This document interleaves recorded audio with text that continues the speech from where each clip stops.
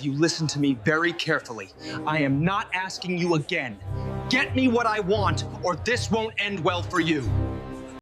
In the heart of the city, where neon lights reflected off rain-slicked streets and the hum of traffic mixed with the chatter of late-night diners, worked a young woman named Clara. She was a waitress at a small downtown diner, a place where tired office workers, college students, and night owls gathered for cheap coffee and greasy plates. Clara had been working there for 5 years, long enough to know every regular by name, to anticipate their orders, to endure their moods without complaint. But she was tired. Not just the kind of tired that came from long shifts and endless cleaning. She was tired of being invisible, tired of the world treating her like she existed only to serve others. Every smile she forced, every tray she carried, every apology she muttered had begun to weigh on her chest like a brick. The anger simmered, quiet at first, then rising, threatening to spill over.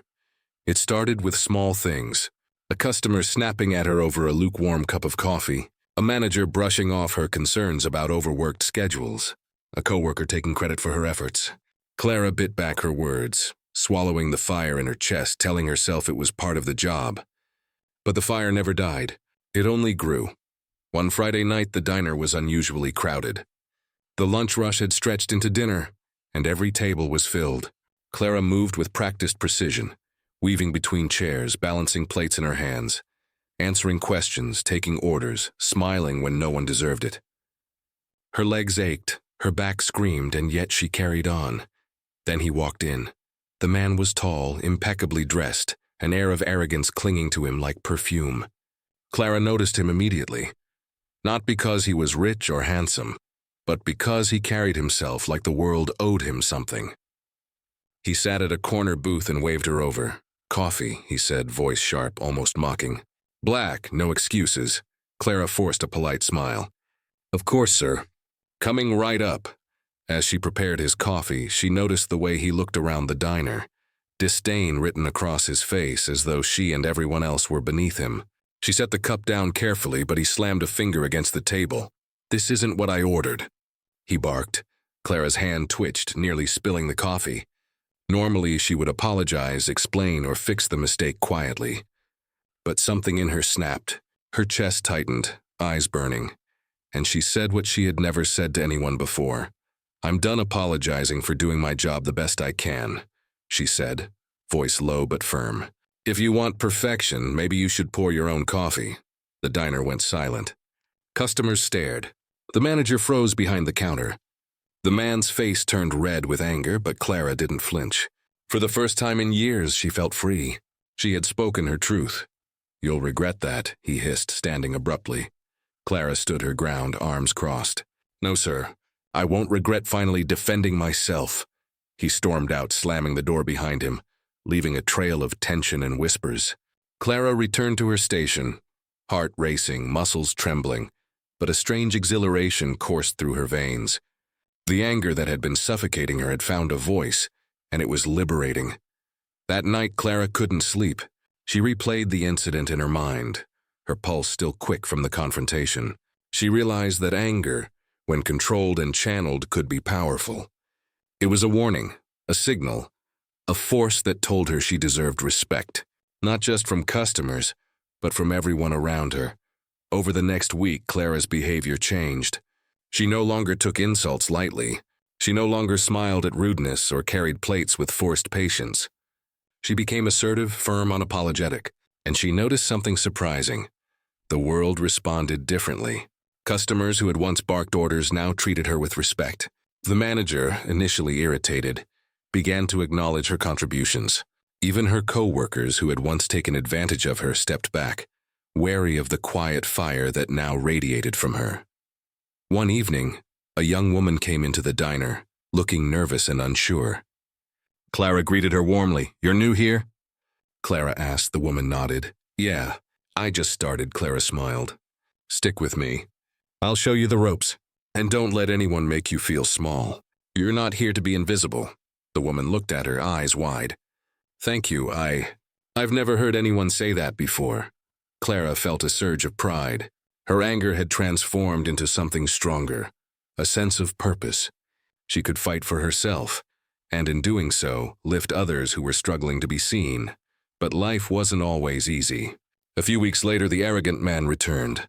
This time, he brought friends, laughing and mocking the diner, clearly intending to intimidate the staff. Clara walked up to him, tray in hand, and met his gaze without hesitation. "What do you want?" she asked, voice steady. He smirked, expecting fear or submission. Instead, Clara placed his coffee in front of him carefully, smiled lightly, and said, "Your coffee. Black.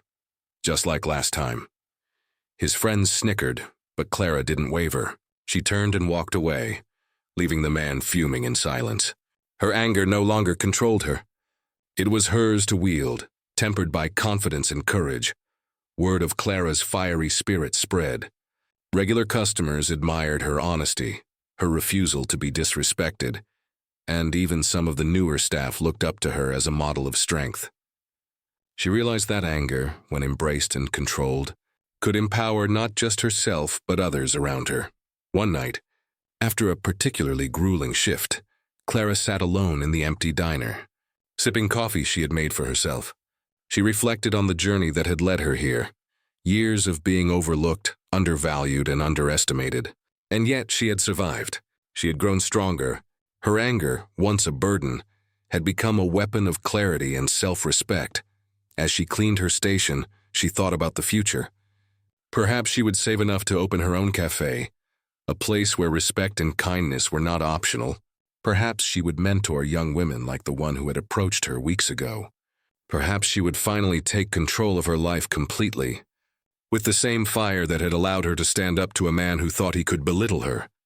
Clara's story became one of quiet rebellion and personal triumph. She was no longer just a waitress. She was a force to be reckoned with, a reminder that anger could be transformed into courage, and that standing up for oneself could inspire change in ways that nothing else could.